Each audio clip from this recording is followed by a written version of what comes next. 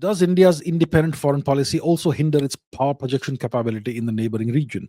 The fact that nations like Nepal, Maldives, Bangladesh, etc., can make statements and do activities that are against India's interest, is this a byproduct of keeping an open foreign policy with the whole world?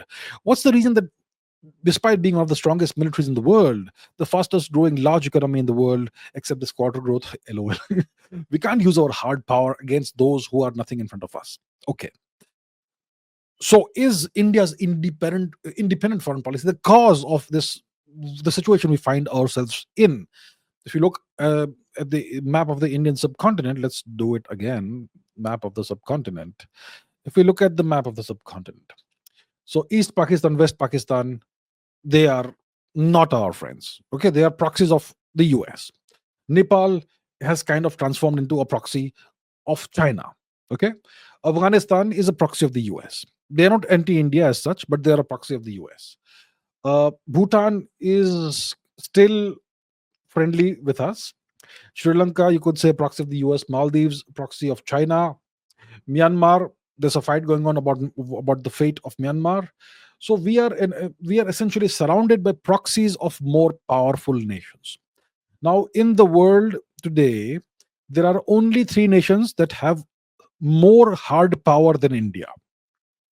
These three nations are China, Russia, and the US. China is about 3.5 times more powerful than India. Russia is about, we could say, 3 times more powerful than China. And the US is about twice as powerful as Russia.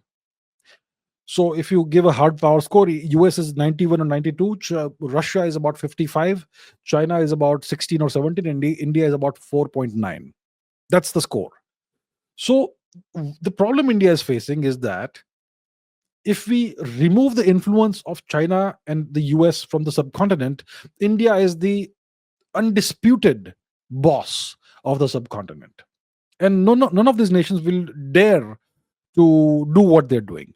But because they have the umbrella of protection that is given by more powerful nations than India, that's why India it finds itself in the situation that it does.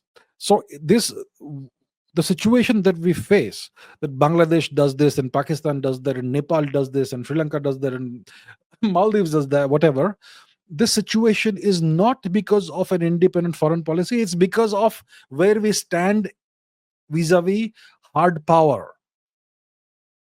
That's the only factor that matters in geopolitics, is hard power. An independent foreign policy is a good thing. It shows that India is a genuinely sovereign nation. Otherwise, we would not even have an independent foreign policy. So the independent foreign policy is not something that hinders our power projection.